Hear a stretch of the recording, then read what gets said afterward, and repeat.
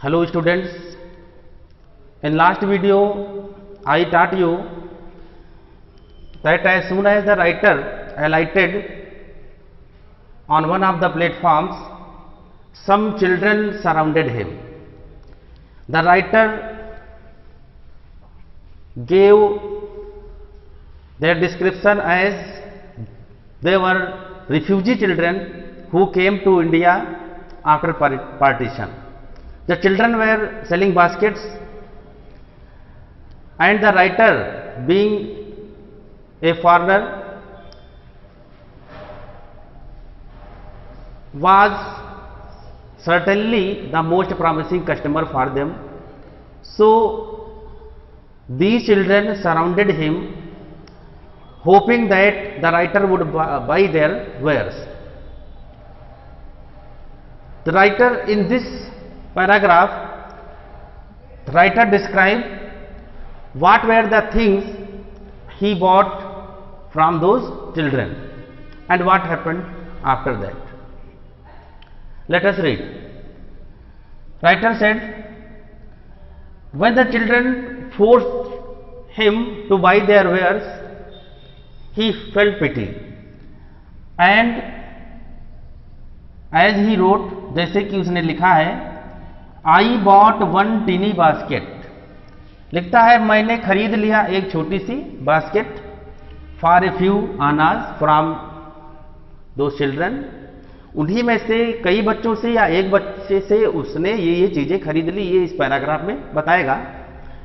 I bought one teeny basket, कहता है मैंने खरीदी एक छोटी सी basket for a few anna, कुछ आना की। आना आप समझ रहे होंगे, आना is a smallest unit of rupee. 4 आना is equal to 25 पैसे।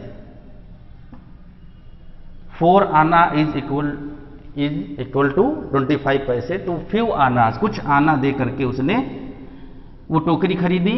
Another fruit basket for a bit more, कुछ और अनाज दे करके उसने एक फ्रूट बास्केट खरीदी। A beautiful waste paper basket, एक सुंदर सी रद्दी की टोकरी वाली बास्केट खरीदी। Waste paper basket for a rupee, उसके लिए उसने 1 रुपया दिया। A lovely sewing basket for a rupee, और एक और सिलाई वाली बास्केट खरीदी उसने, उसके लिए भी उसने 1 रुपया दिया। ए फ्यू फैंस, कुछ पंखे खरीदे फॉर एन आना, एक आना का एक, और 2 ए पीस या 2 आने का, 1 या 2 आने के उसने पंखे खरीदे।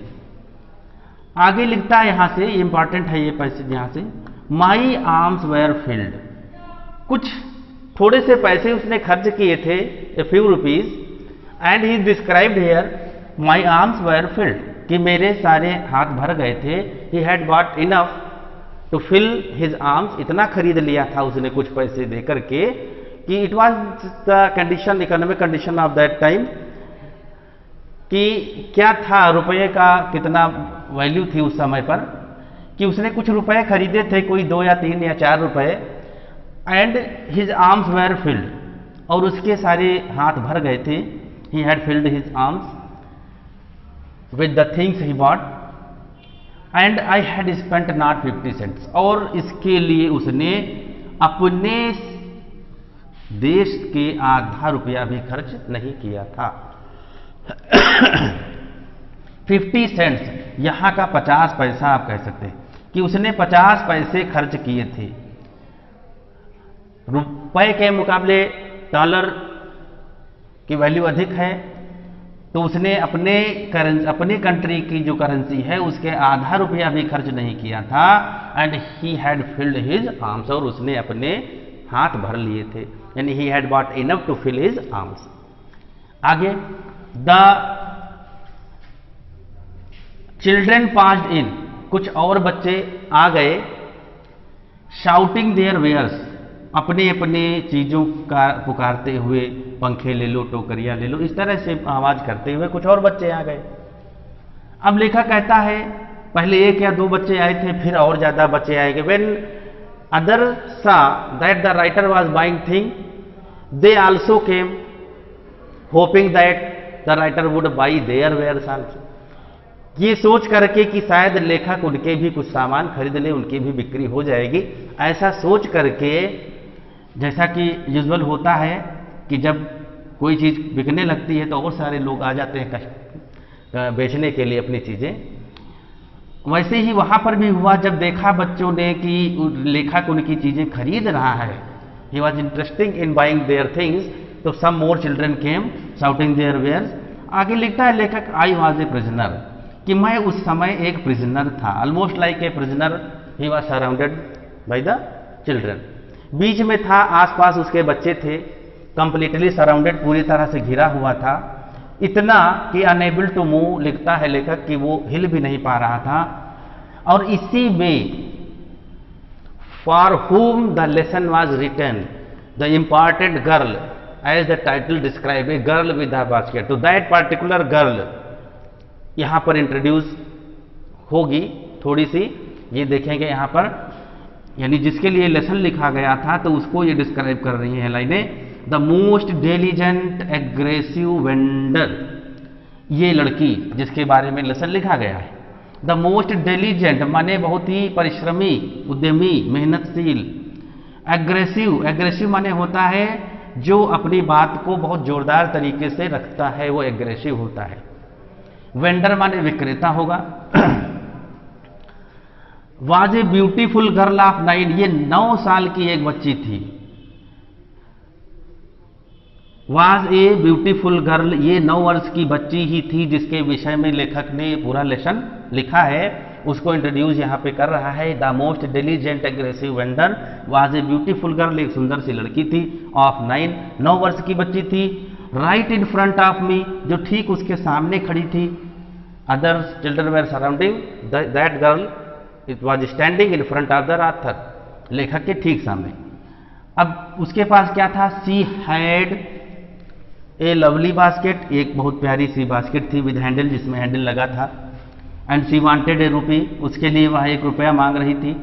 एंड ए हाफ, 1 रुपया और हाफ, यानी अबाउट 1 रुपीज 50 पैसा, यानी 1.5 रुपया कोई मांग रही थी। And A half for it, और अबाउट 30 सेंट, कोई 30 सेंट, यानी उसकी करेंसी का 30 पैसा ही मांग रही थी।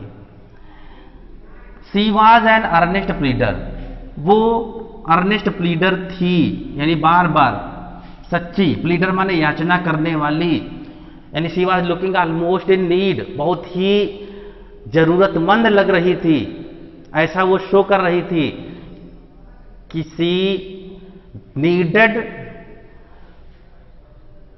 Much to sell her basket, यानी उसे अपनी टोकरी बेचनी ही है। सी यानी she wanted to sell her basket at any cost, किसी भी कीमत पर वो बेच देना चाहती थी। She was looking very needful, वो बहुत ही नीडफुल या जरूरतमंद लग रही थी, क्योंकि जैसा कि आगे लेखक ने डिस्क्राइब किया है, there were tears in her eyes, उसकी आंखों में आंसू थे, उसकी आंखों में आंसू थे। सी प्लीडेड, वो गिड़गिड़ा रही थी। एंड बेग्ड, याचना कर रही थी। इन टोन्स, ऐसे स्वर में वो बार बार आग्रह कर रही थी, रिक्वेस्ट कर रही थी। Again and again repeatedly she was requesting to author to buy her basket, उसकी टोकरी खरीद लिए जाने का आग्रह बार बार वो कर रही थी। और उसकी दशा देख करके ही लग रहा था कि सी वाज नीडी, कि वेरी नीडी, बहुत ज़्यादा वो नीडी थी, ज़रूरतमंद थी, helpless. She was very poor, उसे बहुत ज़्यादा आवश्यकता थी उस टोकरी को बेच देने की, इसलिए वो बार बार आग्रह कर रही थी। लेखक मेंशन कर रहा, सी प्लीडेड, यानी आग्रह कर रही थी। बेग्ड, गिड़गिड़ा रही थी। इन टोन्स, ऐसे स्वर में वो आग्रह कर रही थी। That would ring any heart, जो किसी के भी हृदय को झकझोर दे। 9 वर्ष की बच्ची थी, आंखों में आंसू थे, बार बार आग्रह कर रही थी। तो all these things showed that the girl was much needy, very much needy, बहुत ज़्यादा जरूरतमंद लग रही थी। And as she displayed with tears in her eyes, her expression shows that she was in trouble, कि वो बहुत मुश्किल में है। And wanted to sell her basket at any cost, किसी भी कीमत पर वो बेच देना चाहती थी। जैसा कि यहाँ लेखक ने दिखाया है कि there were tears in her eyes, यहाँ से उसकी आंखों में आंसू थे, वो रिक्वेस्ट कर रही थी, बेग्ड, गिड़गिड़ा रही थी ऑलमोस्ट इन टोन्स, और ऐसे स्वर में कह रही थी, अपने बात को रखने का प्रयास कर रही थी, ऐसे एक्सप्रेशन चेहरे पर थे। That would ring any heart, जो किसी के हृदय को झकझोर देते। That would ring any heart माने किसी के भी हृदय को मिलाते। इसके आगे के पैराग्राफ में बताएंगे कि लेखक ने उसकी टोकरी खरीदी या नहीं खरीदी, और नहीं खरीदी तो क्या किया उसने।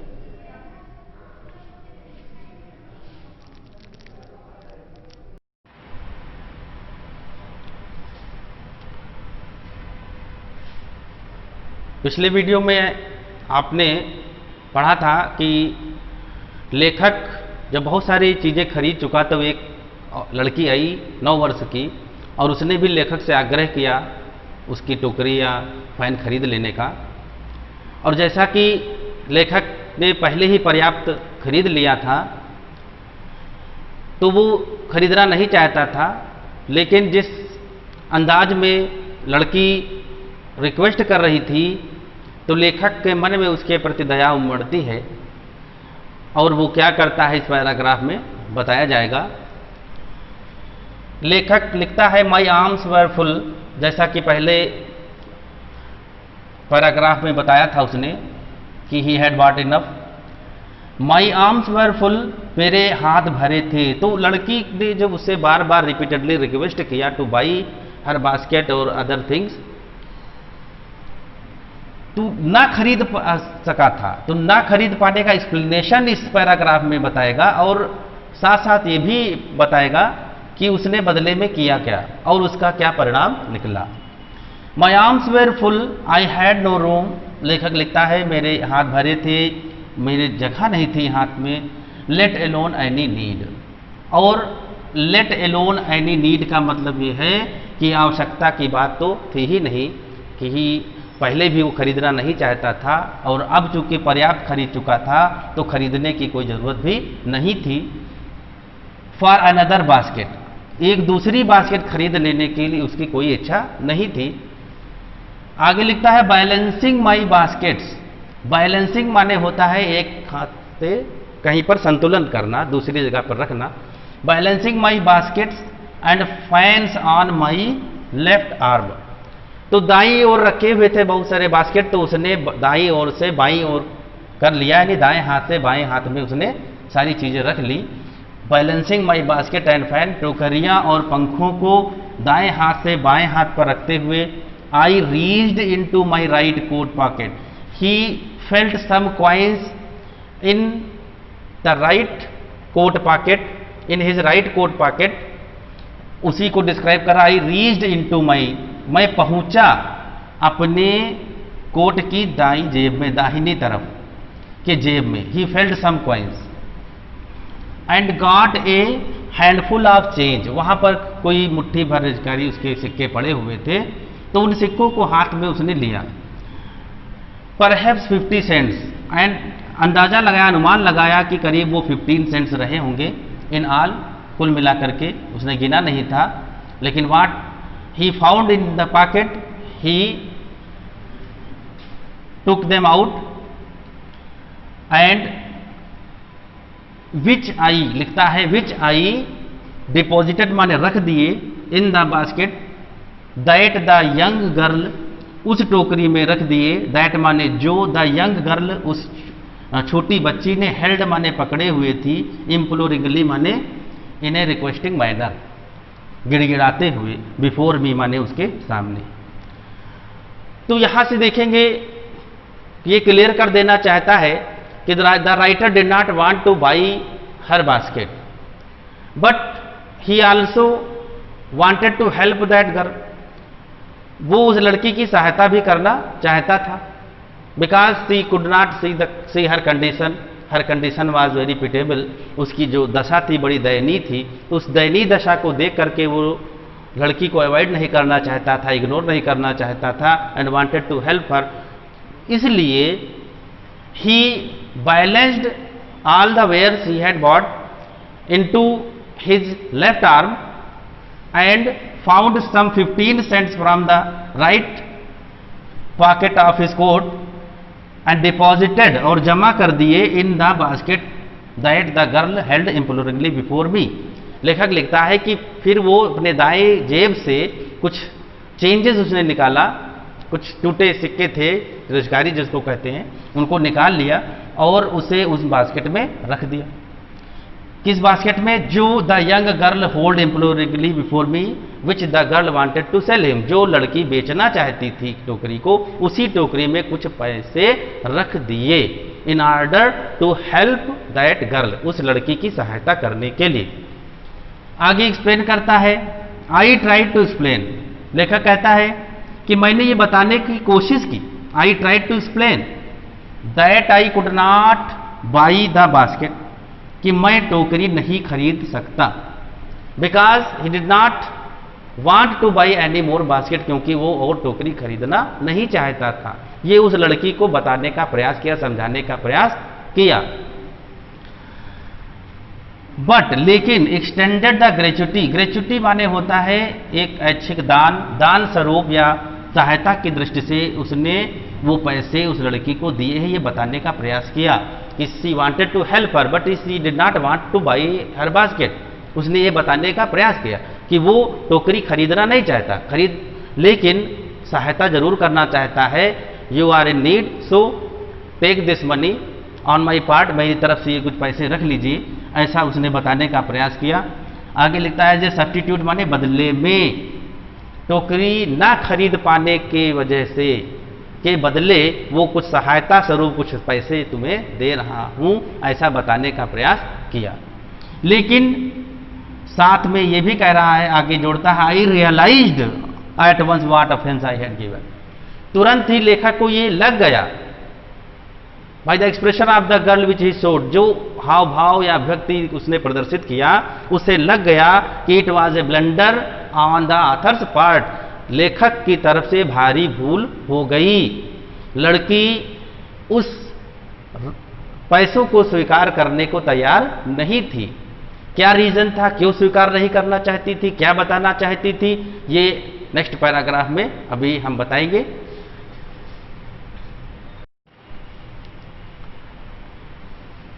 अभी तक आपने पढ़ा था कि लेखक ने उसकी टोकरी नहीं खरीदी और बदले में उसने कुछ सिक्के उसकी टोकरी में रख दिया और ये बताने का प्रयास किया कि he wanted to help her. After that the writer realized that he had done some blunder, कि उसने कोई भारी भूल कर दी है। As the girl tried to show him that she was not a beggar, she was a self respected girl. उसने ये जताने का बताने का प्रयास किया कि वो कोई भिखारी नहीं है और उसे कुछ भी फ्री में नहीं चाहिए, she did not want anything free. उसने क्या किया, क्या रिएक्शन था, और उस बिहेवियर, उसके रिएक्शन से और जो उसका लड़की का बिहेवियर था, उस पूरे बिहेवियर ने लेखक के मन में क्या असर डाला, ये बताया जाएगा। दिस चाइल्ड ऑफ 9, लेखक लिखता है, दिस चाइल्ड ऑफ 9 वर्ष की केवल बच्ची थी, ड्रेस्ड इन रैग्स, रैग्स माने होता है फटे पुराने कपड़े पहने हुई थी वो, and on the edge of starvation, भूखमरी के कगार पर थी। Almost she was dying of hunger, लगभग भूख से मर रही थी। नेवरदलेस रेज्ड हर चिन, उसने अपनी सिर को, ठुड्डी को ऊपर उठाया। सी रेज्ड हर बोर्ड हेड, झुका हुआ जो सिर था उसको ऊपर किया। रीच्ड इनटू द बास्केट, और उसी शान से टोकरी में पहुंची, जैसे कि लेखक ने पैसे निकाले थे वैसे ही उसने टोकरी से पैसे निकाले। And with all the pride and graciousness of a lady, और फिर प्राइड एंड ग्रेसियसनेस माने होता है गर्व और शालीनता, गर्व और शालीनता, लेडी माने महिला, 9 वर्ष की थी। Despite of she showed the full graciousness and pride of a complete lady, एक पूर्ण संभ्रांत महिला की गौरव और शालीनता को उसने प्रदर्शन किया। और उसी शालीनता और अभिमान के साथ, सेल्फ रेस्पेक्ट के साथ, हैंडेड द मनी, थमा दिया, बैक टू मी, धन को वापस कह दिया, दर्शाया कि she did not want to take anything free of cost, कुछ भी बेकार में नहीं चाहिए उसे, बेमतलब नहीं चाहिए। और उसके इस व्यवहार ने लेखक को बाध्य किया। क्या बाध्य किया? लिखता है लेखक, there was only one thing I could do, अब एक ही काम उससे बचता था, आई बॉट द बास्केट, अपनी भूल को सुधारने का एक ही काम वो कर सकता था और वो ये था कि उसकी टोकरी खरीद ली जाए। तो उसने टोकरी खरीद ली। लिखता है I bought the basket, she wiped her, जब उसकी बास्केट बिक गई, and she got the money, she became happy, she wiped her eyes, उसने अपनी आंखें पोंछी, स्माइल्ड, मुस्कुराई, एंड डैश्ड, और पैसे पाते ही dashed down the platform, platform की दूसरी ओर भागती चली गई, हेडेड फॉर सम ग्रास हट, कोई घास की झोपड़ियों की ओर, that would have at least 30 cents that night, और उस रात कम से कम 30 सेंट जरूर उस झोपड़ी में रहे होंगे। इस बात की खुशी उसके चेहरे पर स्पष्ट अंकित थी। और उसने जैसे अपना स्वाभिमान बचाया था, स्वाभिमान बचाने के साथ साथ ही उसने ये खुशी भी जाहिर की कि almost she had some 30 cents that night, कि उस रात उसके पास कुछ 30 पैसे थे। I told this story to prime minister Pandit Jawaharlal Nehru, लेखक लिखता है कि after experiencing the behaviour of the girl, the writer was so much impressed by that girl that he told the story of that girl to Prime Minister पंडित जवाहरलाल नेहरू, जो उस समय के प्रधानमंत्री थे। और ये भी बताया, आई टोल्ड हिम, लेखक लिखता है कि मैंने बताया, it was one reason I had fall in love with India, he gave him the reason why he love so much to India and Indian people. उसने ये बताने की कोशिश की कि क्या कारण था कि क्यों वो भारत से प्रेम करने लगा था। The behaviour of the girl impressed the author so much that since that time he fell in love with India and Indian people, and he found that Indian people are full of self respect. उसने ये पाया था कि भारत के लोग स्वाभिमानी हैं। जैसा कि ये लास्ट पैराग्राफ में बताएगा, इंपॉर्टेंट पैराग्राफ है, ध्यान से इसको पढ़िएगा, समझिएगा। लेखक लिखता है, the people I saw in India since that time he saw many people in India and observe whether he visited the villages और he visited the urban sector, चाहे उसने शहरी लोगों को देखा हो या ग्रामीण को देखा हो, गांव के लोगों को देखा हो। तो लिखता है, the people I saw in India those in the villages, चाहे वो गांव के हों, as well as those in high offices, चाहे उच्च पदों पर आसीन हों, उन दोनों में एक कॉमन सी चीज थी, कॉमन फीचर नजर आया उस लेखक को। वो कॉमन फीचर था कि इन दोनों में pride and lively sense of decency and citizenship है। उसने पाया कि in both type of person, एक चीज कॉमन है कि दोनों में गर्व है, लाइवली सेंस ऑफ डिसेंसी है, उनमें डिसेंसी है यानी सर्वोच्चता की भावना है, वे अपने आप को उच्च समझते हैं, उनके अंदर हीन भावना नहीं है। Sense of decency and citizenship, और नागरिकता की भावना है। नागरिकता की भावना से तात्पर्य है कि द पीपल ही सा in India he found one thing common that they love their country. उसने देखा कि जो भी, चाहे वो गांव के हों चाहे शहर के हों, दोनों के दोनों अपने देश से प्रेम करने वाले लोग हैं, सब के सब, और उनमें नागरिकता की भावना है। आगे, they also have a passion for independence, और उनमें स्वतंत्र रहने का जुनून है, एंड दे डिजर्व इंडिपेंडेंस। ये पाया कि उनमें स्वतंत्र रहने का एक नशा है, जुनून है, and they loved to live freely, उन्हें स्वतंत्र रहना पसंद है। ये बातें उसने ऑब्जर्व की in both type of person. Last में डिस्क्राइब करता है, अंत में 3 लाइनें उस लड़की के लिए समर्पित करता है लेखक कि this child born in squalor and poverty, कि ये जो छोटी सी लड़की थी जो स्क्वालर एंड पॉवर्टी, स्क्वालर माने होता है गंदगी, एंड पॉवर्टी माने गरीबी, गरीबी और अभावों में पली बढ़ी थी। अनएजुकेटेड, बहुत अनएजुकेटेड यानी अशिक्षित थी। She did not know how to treat with stranger, ये नहीं पता था, उसको कहीं बताया नहीं गया था। बट नेचुरल था, उसके अंदर वो स्वाभाविक गुण था, क्योंकि वो अशिक्षित थी। In both grammar and manner, ना तो उसे व्याकरण का ज्ञान था और ना ही उसको मैनर थे, तौर तरीके थे, एटिक्वेट का भी उसको कोई ज्ञान नहीं था। Nevertheless despite of that weakness she had given a glimpse of the warm soul of India. इसका मतलब ये होगा कि शी सोड, despite of all that weaknesses of grammar and manner, the girl showed the author how much she was self respected, कितना self respected वो थी, अपने स्वाभिमान से, अपने अभिमान से, अपने प्राइड से, गर्व से कितना प्रेम था उसको। ये सब उस लड़की ने लेखक को समझाने का प्रयास किया था, बता दिया था अपने व्यवहार से। कोई बहुत ज़्यादा वार्तालाप नहीं हुआ था, केवल 2-3 मिनट की उस संक्षिप्त मुलाकात में ही उस लड़की ने ऐसा इंप्रेस किया था, ऐसा इंप्रेशन डाला था उस राइटर पर कि उसने पूरा अनुमान लगा लिया, एक भारत की पूरी तस्वीर लेखक के सामने रख दी कि भारत के लोग स्वाभिमानी हैं, and they did not want to take anything free of cost, कुछ भी फ्री ऑफ कास्ट नहीं लेना चाहते हैं। They are hard working, laborious and full of self respect, कि वो हार्ड वर्किंग हैं, परिश्रमी हैं और गौरवशाली हैं, उनमें अभिमान है, नागरिकता की भावना है, वो स्वतंत्र रहना चाहते हैं।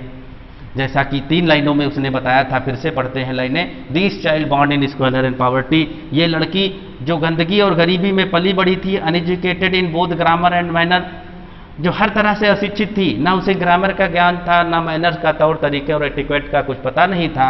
Despite of those weakness the girl had given me, माने राइटर को, एक ग्लिम्स, एक झलक दे दी थी, the warm soul of India, Bharat की एक उज्ज्वल आत्मा की झलक उसको दे दी थी।